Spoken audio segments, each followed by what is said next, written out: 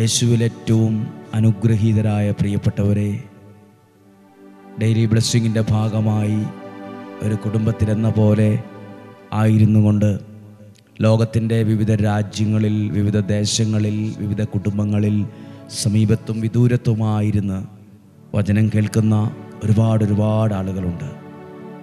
എല്ലാവരെയും വളരെ സ്നേഹത്തോടും ബഹുമാനത്തോടും പ്രാർത്ഥനയോടും കൂടെ കാണുന്നു. ഞങ്ങൾ നിങ്ങൾക്ക് വേണ്ടി പ്രാർത്ഥിക്കുന്നു. ഇന്ന് വെള്ളിയാഴ്ചയാണ്. ധാരാളം ആളുകൾ ഒരുമിച്ച് കൂടി ദൈവത്തെ ആരാധിക്കുന്ന, പ്രാർത്ഥിക്കുന്ന ഒരു സ്ഥലമാണ്, ഒരു സമയവുമാണിന്ന്, ഒരു ദിവസമാണ്. ഇന്ന് നിങ്ങൾക്ക് വേണ്ടി പ്രത്യേകം പ്രാർത്ഥിക്കുന്നു. ഇവിടെ ആലയത്തിൽ സ്വീകരിച്ചിട്ടുള്ള എല്ലാ നിയോഗങ്ങൾക്ക് വേണ്ടി ഓരോ ദിവസവും ഒരാൾ ഉപവാസമെടുത്ത് പ്രാർത്ഥിക്കുന്നുണ്ട്. ഞങ്ങളുടെ ശുശ്രൂഷകരിൽ ഒരാളായ സോളി സാജു എന്ന സഹോദരിയാണ് ഇന്ന് ഉപവാസമെടുത്ത് നിങ്ങൾക്ക് വേണ്ടി പ്രാർത്ഥിക്കുന്നത്. ആ വ്യക്തിക്ക് വേണ്ടി, കുടുംബത്തിന് വേണ്ടി, എല്ലാ നിയോഗങ്ങൾക്ക് വേണ്ടിയും ഞങ്ങൾ പ്രത്യേകം പ്രാർത്ഥിക്കുന്നു. ഇന്ന് വെള്ളിയാഴ്ചയാണ്. നമുക്കിന്ന് ഒത്തിരി പ്രതീക്ഷയോടെ വചനം കേൾക്കാം. ഒത്തിരി ആഗ്രഹത്തോടെ ആ വചനത്തെ സ്വീകരിക്കാൻ ശരീരത്തെ ഒന്നൊരുക്കാം, മനസ്സിനെ ഒന്നൊരുക്കാം. കർത്താവ്, ഇന്ന് കേൾക്കുന്ന ഈ വചനം എൻ്റെ ജീവിതത്തിനകത്തൊരു ചലനം സൃഷ്ടിക്കണമേ. എൻ്റെ ജീവിതത്തിനകത്തൊരു സന്തോഷം മാത്രമല്ല, ഒരു സൗഖ്യവും തരണമേ. ഒരനുഗ്രഹത്തെ എന്നിലെത്തിക്കുന്ന ഒന്നായി ഇന്നത്തെ വചനം മാറണമേ. എൻ്റെ പ്രശ്നങ്ങൾക്ക് പരിഹാരമായി മാറണമേ. എൻ്റെ പ്രശ്നങ്ങൾക്ക് പരിഹാരമായി, എൻ്റെ വേദനകൾക്ക് ആശ്വാസമായി ഈ വചനങ്ങൾ മാറണമേ. ഇന്നും ജീവിക്കുന്ന യേശുവിൻ്റെ നാമത്തിലാണ് പ്രാർത്ഥിക്കുന്നത്. വളരെ പ്രതീക്ഷയോടെ, സന്തോഷത്തോടെ ഈ വചനം നമുക്ക് കേൾക്കാം. യാക്കോബ് ശ്ലീഹായുടെ ലേഖനം 1-ാം അധ്യായം 23-ാമത്തെ വാക്യമാണ്. യാക്കോബ് ശ്ലീഹായുടെ ലേഖനം 1-ാം അധ്യായം 23-ാമത്തെ വാക്യം. വചനം കേൾക്കുകയും അത് അനുവർത്തിക്കാതെ ഇരിക്കുകയും ചെയ്യുന്നവൻ തൻ്റെ മുഖം കണ്ണാടിയിൽ കാണുന്ന മനുഷ്യന് സദൃശ്യനാണ്. അവിടെ 2 വാക്കുകളുണ്ട്: മുഖം, കണ്ണാടി. കണ്ണാടി, മുഖം. ഇത് രണ്ടും നമ്മുടെ ജീവിതവുമായിട്ട് ഭയങ്കര ബന്ധമുള്ളതാണ്.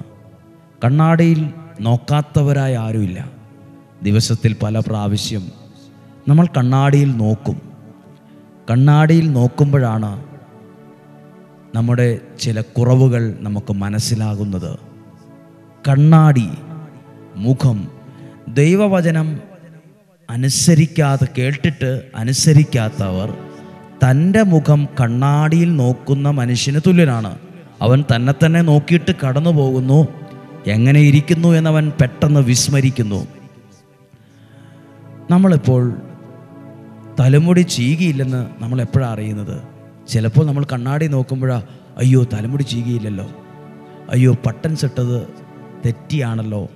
കണ്ണാടിയിൽ നോക്കുമ്പോഴാണ് ചില കാര്യങ്ങൾ നമുക്ക് മനസ്സിലാകുന്നത്.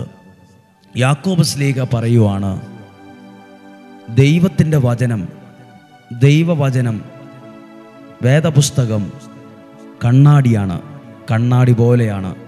എന്ന് പറഞ്ഞാൽ മുഖം നോക്കുന്ന കണ്ണാടി പോലെയല്ല.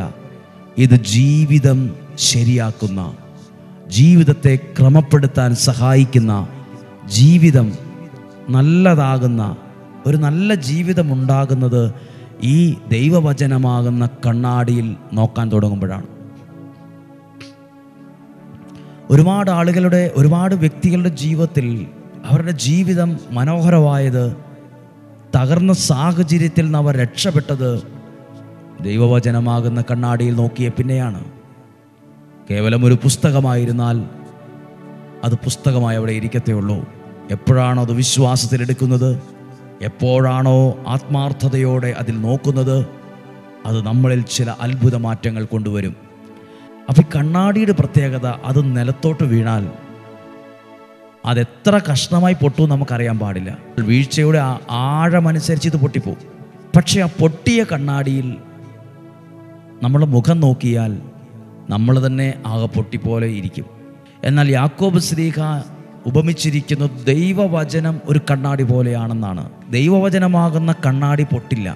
വീട്ടിൽ നമ്മുടെ പൈസ കൊടുത്ത് മേടിക്കുന്ന മുഖം നോക്കുന്ന കണ്ണാടി പൊട്ടിയതുപോലെ, നിലത്ത് വീണ് പൊട്ടിയതുപോലെ പലതായി പൊട്ടിയ ജീവിതങ്ങളെ ഞാൻ കണ്ടിട്ടുണ്ട്.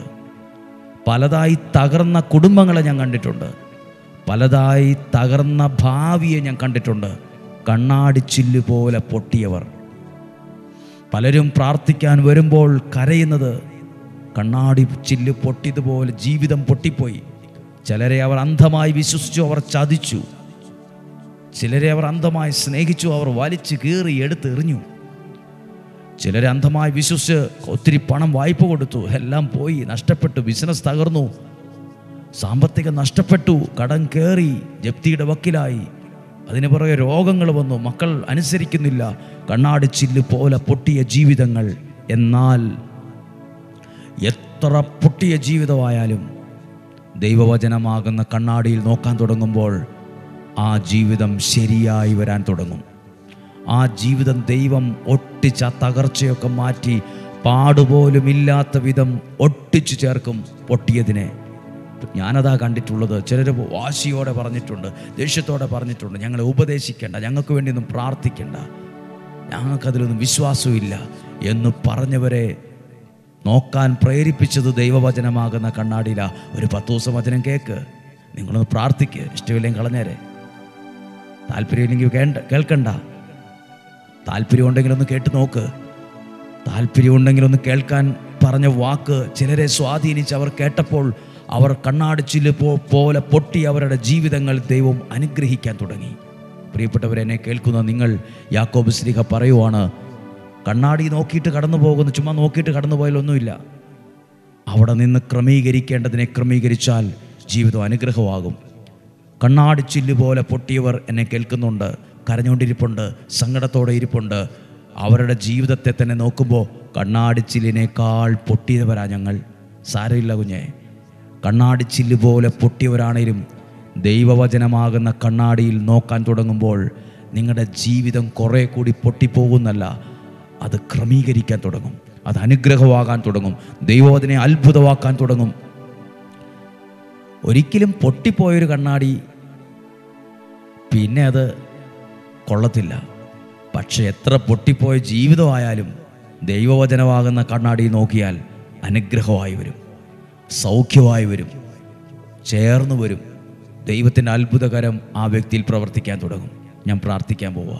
ഇന്ന് വെള്ളിയാഴ്ച നിങ്ങൾക്ക് ഏറ്റവും അനുഗ്രഹമുള്ളൊരു ദിവസമാകട്ടെ. ഈ ആലയത്തിൽ ഇപ്പോൾ ഉള്ളവരുണ്ട്, പ്രാർത്ഥിച്ചു കൊണ്ടിരിക്കുന്നവരുണ്ട്. ദൈവം നിങ്ങളെ അത്ഭുതകരമായി സഹായിക്കും.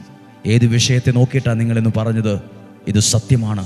കണ്ണാടിച്ചില്ല് പോലെ പൊട്ടിപ്പോയി എൻ്റെ ജീവിതം, ഭാവി, സ്വപ്നങ്ങൾ, തലമുറ, ജീവിത പങ്കാളി, ശുശ്രൂഷ ഒന്നും വിചാരിച്ച പോലല്ല. സാരയില്ല, ദൈവവചനമാകുന്ന കണ്ണാടിയോട് ചേർത്ത് വച്ചിട്ട് പറ, ദൈവവചനത്തോട് എൻ്റെ ഈ തകർന്ന സാഹചര്യത്തെ ഞാൻ ചേർത്ത് വയ്ക്കുന്നു.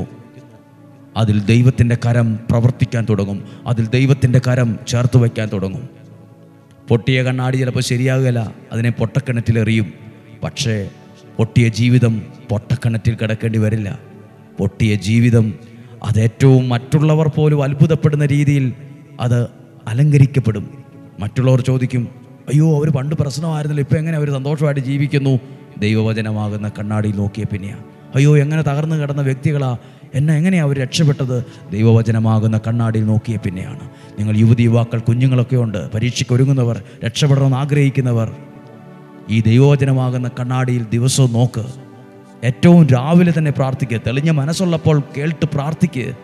അത് നിൻ്റെ ജീവിതത്തെ മനോഹരമാക്കും. ഒരിക്കലും ജീവിതം പൊട്ടക്കിണറ്റിലായി എന്ന് സങ്കടപ്പെടേണ്ടി വരത്തില്ല. പൊട്ടിയ കണ്ണാടി പൊട്ടക്കിണറ്റിലായിരിക്കാം, പക്ഷേ ജീവിതം പൊട്ടക്കിണറ്റിലാകത്തില്ല. കാരണം ജീവിതത്തെ അനുഗ്രഹിക്കുന്നൊരു ദൈവമുണ്ട്. ഈ ദൈവവചനമാകുന്ന കണ്ണാടി നിന്നെ പരാജയത്തിൽ നിന്ന് വിജയത്തിൻ്റെ ഉച്ചകോടിയിലെത്തിക്കും.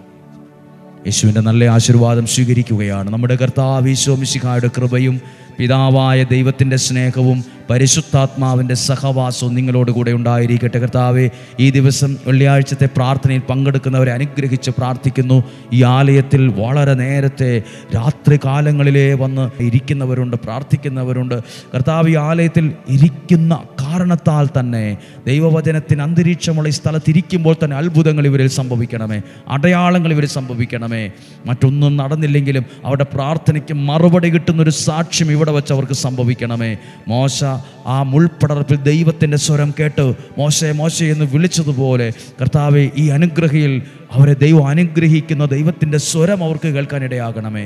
രോഗങ്ങളിൽ നിന്നും, അപകടത്തിലും, ദുർമരണത്തിൽ നിന്നും, മുപ്പത്താത്ത മരണത്തിൽ നിന്നും ഇവരെ സംരക്ഷിക്കണമേ. ദീർഘായുസ്സും ആരോഗ്യവും സമ്പത്തും ഐശ്വര്യവും സന്തോഷവും സമാധാനവും അനുഗ്രഹിച്ചു ദൈവം നിങ്ങൾക്കും നിങ്ങളുടെ കുടുംബത്തിനും തലമുറയ്ക്കും നൽകട്ടെ. യേശുവിൻ്റെ നാമത്തിൽ അനുഗ്രഹിച്ച് ആശീർവദിച്ച് പ്രാർത്ഥിക്കുന്നു, ഇപ്പോഴും എപ്പോഴും എന്നേക്കും. ആമേൻ. ഇന്നും ഞങ്ങളിൽ ഒരാൾ, ശുശ്രൂഷകളിൽ ഒരാൾ ഉപവാസത്തോടെ പ്രാർത്ഥിക്കുന്നു. സോളി സാജു എന്ന സഹോദരിയാണ് പ്രാർത്ഥിക്കുന്നത്. ഒരു കുടുംബത്തിന് വേണ്ടി പ്രാർത്ഥിക്കുന്നു. ദൈവം നിങ്ങളെ അനുഗ്രഹിക്കട്ടെ. നാളെയും 5:30 നമുക്ക് ഒരുമിച്ച് കാണുന്നതുവരെ സ്വർഗത്തിലെ ദൈവം ഉള്ളങ്കൽ എന്ന പോലെ നമ്മെ സൂക്ഷിക്കട്ടെ. 8 മണിയോടുകൂടി നമ്മുടെ ശുശ്രൂഷകൾ, അനുഗ്രഹിയിൽ ഏകദിന ശുശ്രൂഷകൾ ആരംഭിക്കുന്നു. ദൈവം അനുഗ്രഹിക്കട്ടെ. ആമേൻ.